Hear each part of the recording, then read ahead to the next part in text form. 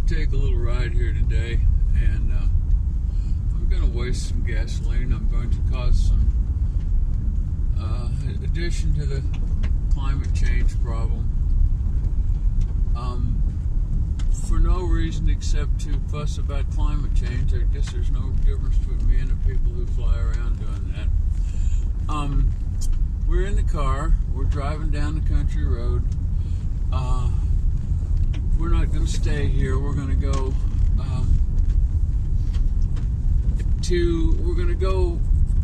to see the 21st century. And I'm just starting us out here as kind of a lead-in, an explanation. That's a farm field over there on the other side of the tree line. I don't know if you can see it. It's all harvested and cut down, mowed down.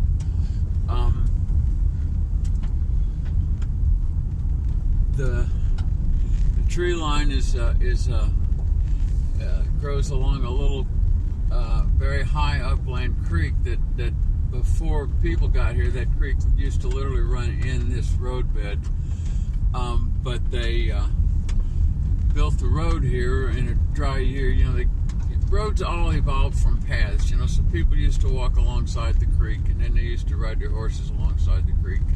Then they used to drive their carts alongside the creek, and then when they had to have cars, all of a sudden the road had to get more permanent, bigger, harder, firmer, and more, this. And so it wound up taking away the creek, and then of course when it rains the creek takes back, and so we've been in a war with them ever since. This is what we're coming up here on our right. This is a hay field that belongs to my friends the Oggs. It's a little tiny one. They are able to productively farm very small areas because they use relatively, by today's standards, small equipment, but they're a full-time professional farm family. I'm going to shut this off for a while. I'm going to put it on pause so it stays all one recording if I can. Okay, as we get out of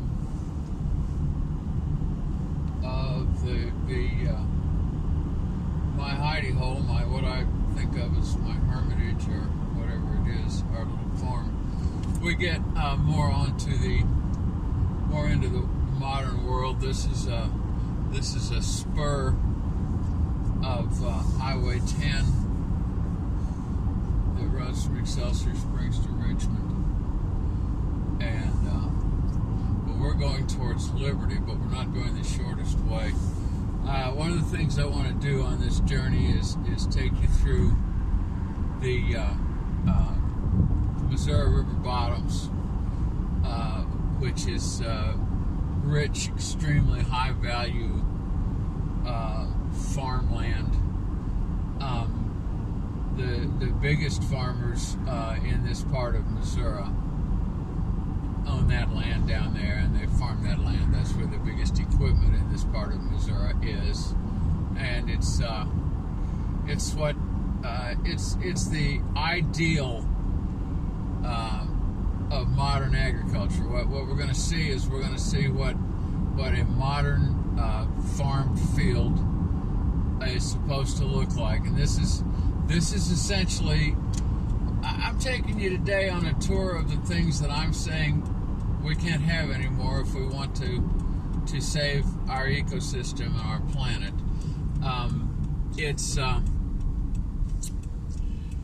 As everyone knows who follows me, the accepted term is climate change or global warming, but I reject that as being incomplete, and I prefer to use the term ecosystem catastrophe for what we're facing. This is uplands. This is a lot of my writing is about. I refer to what I call hill farms. And those of you who follow me know that I own a hill farm, and this is what hill farms look like. This is the land the bluff land that is what you get when the Missouri River bottoms meet the rest of the glaciated lands of North Missouri. we're going 60. That's the speed limit out here. And that will be I have this computerized car, and it just goes however fast I tell it to. I'm going to shut this off a minute again, pause it. Okay, as we pop over the crest of this hill, we'll be looking at the Missouri River bottoms from a distance, and then we will go down and we will go through them, and this road for quite a ways will stay in the bottoms before it takes on another ridgetop. Most of this highland ground up here has been so degraded by agriculture that they've given up on it, and that's why it's all grown up in trees. Plus, just about 100 yards or so off to our right, as you view that picture, there's a railroad track, and it's down in a deep excavated trench, and so there's not much room to farm. Since I'm going the maximum legal speed, you will see that I'll be passed almost nonstop all day, because one thing Americans definitely will not do to combat climate change is slow down to the maximum legal speed. Even though everyone who knows diddly squat about physics and automobiles knows that the faster you go, the worse your fuel economy is once you pass 35.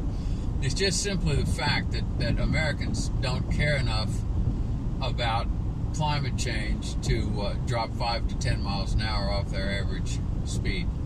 So that's one of those get used to it. We're not going to fix climate change. There's no possibility that we're going to fix climate change. We're going to die from this.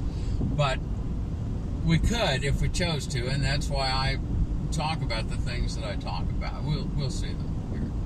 I was wrong. It didn't pop up quite as quick as I thought about that hill. I drive this all the time. My memory is fading. When you travel so fast, your mind tends to compress the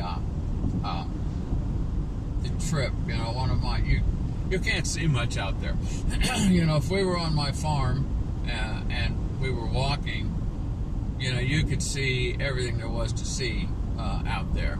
That's still a hill field there. You see it's little, it's harvested, but it's small.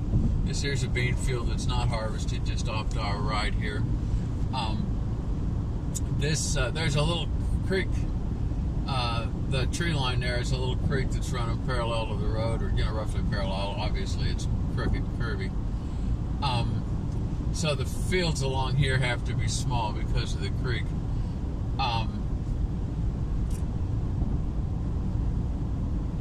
We're almost to the bottom layer now. We're coming down close to it. We come around this bend and we'll drop down a little more, and then I'll turn this off for a moment.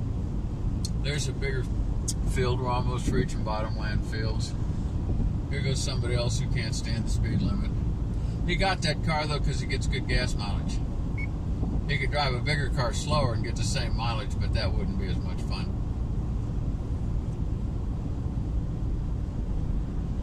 There's a regular farm over there.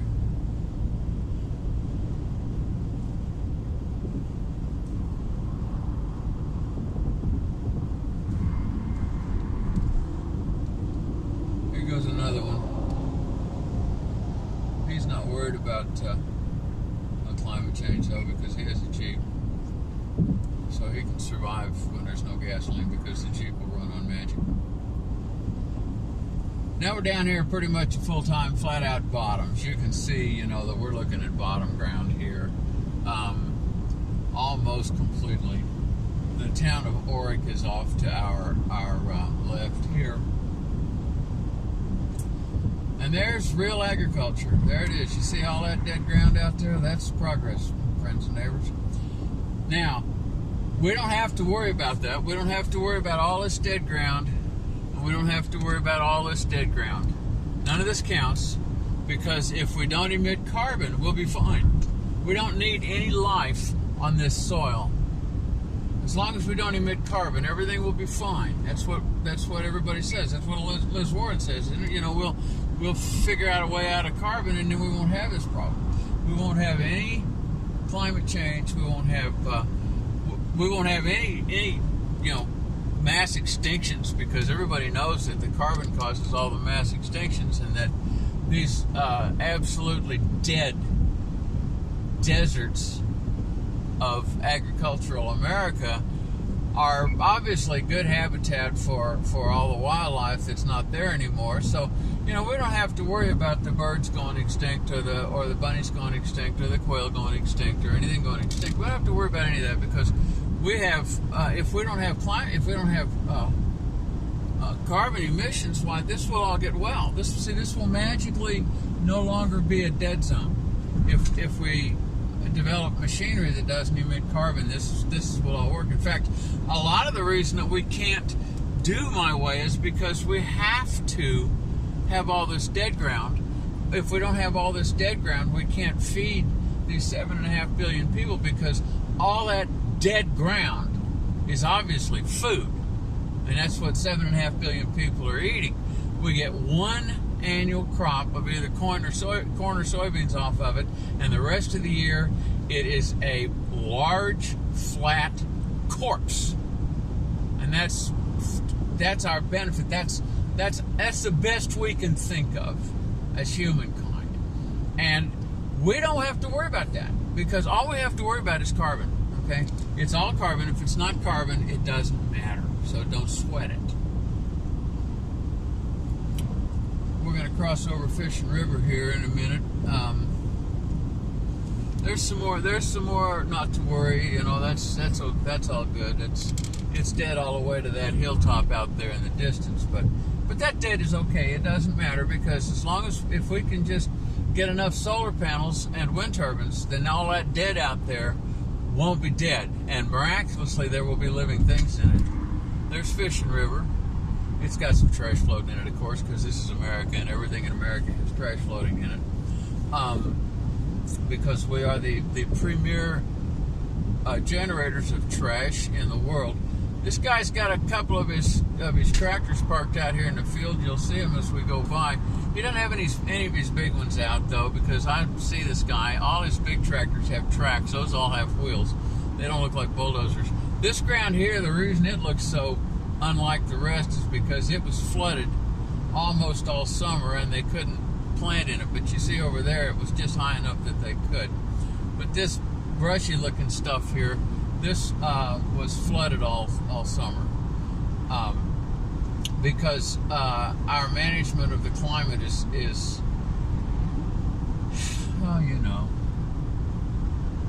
it's all carbon. We don't have to worry about anything else. As long as we get rid of the carbon, we don't have to worry about anything. There's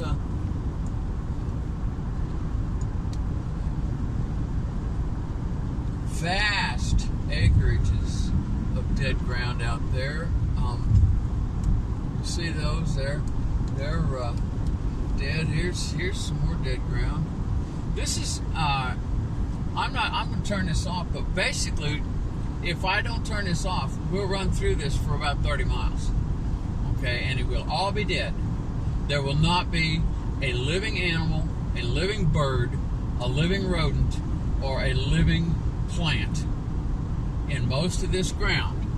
This will all be absolutely and completely, irrevocably dead until next spring, when they spray some fertilizer on it that will, and then they'll plant in it some seeds that don't die from the poison. There's one of those track-mounted tractors. That's your basic tractor for the bottomland there. Here's the rail line. I could be going here on a train, except that we don't have passenger trains in America because they're too efficient. Somebody might have to, wait 5 minutes, and nothing is as important as we don't slow down or wait 5 minutes. I mean, that's the whole point of all this shit, is that nobody can wait 5 minutes. It's all about per acre productivity of corn, not of calories, not of carbohydrates, not of food. We measure our productivity per acre by one desired crop, and we measure it by per man hour. These fields, any one of these fields you look at is farmed basically by one guy. So it doesn't take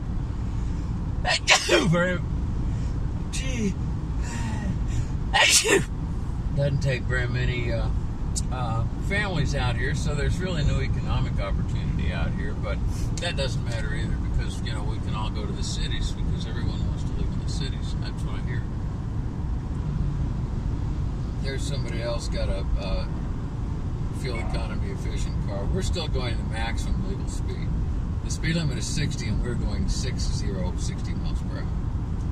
I've got a few lined up behind me. They're waiting for their turn, to pass. And these people, all these people are pissed off at me. These people, and the general broad consensus. I read this long tweet thread on Twitter yesterday. Do you drive the speed limit? And I can tell you for sure that even among liberals, Democrats, and people who claim to be concerned about climate change,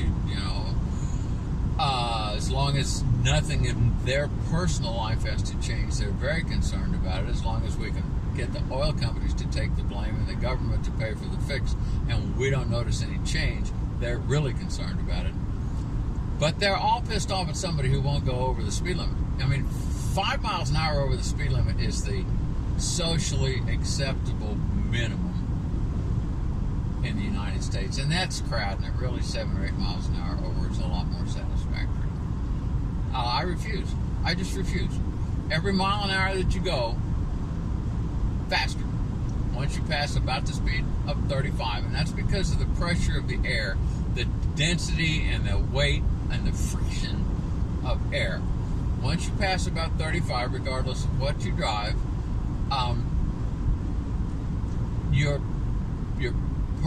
your miles per gallon goes down in that vehicle. Now, you could get a different vehicle and blah, blah, blah, but all these people who tell you, well, I actually get better gas mileage at 77 miles an hour than I do at 60 because of the way my car's geared, they are either lying or ignorant, or a combination of the two, which is always possible. We're still down here in dead ground, in case you wondered. There's no life down here. Okay? There's no life closer than that far away bluff. All this ground, from that bluff over there, up to that bluff up there, through all this shallow ground over here, all of this was historically in the Missouri River, in the water, in the Missouri River, for part of many years. And the river wandered back and forth. It didn't have a fixed bed like it does now. The reason it has a fixed bed now is because we made 5,000 miles of rock piles to keep it from being able to wear away the soil and move from side to side, as it always had historically, ever since the glaciers went away. The glaciers basically carved this spot and put the Missouri River Valley where it is.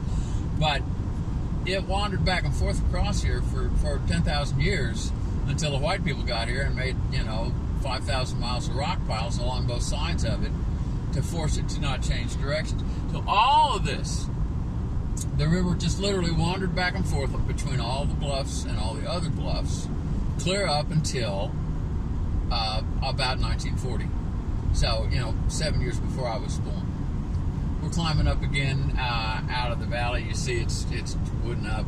This ground here is, of course, you can see that they excavated this road, and this hadn't been very many years ago. I can't tell you exactly how many, but I was already driving this route before they built this particular stretch. It used to go on the other side of this hill. So most of this tree line here has just grown in on the edges of the excavation cut.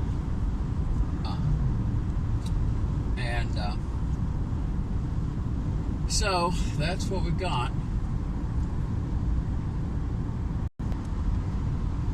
There goes somebody else who's concerned about climate change. There goes somebody else who's concerned about climate change. We assume we're all concerned about climate change. We don't know why we assume that. We just do. Right over there to our left, you can't quite see it here, I guess. Well, you can see part of it. There's a big coal-fired generating plant right over there. That's the Missouri City plant.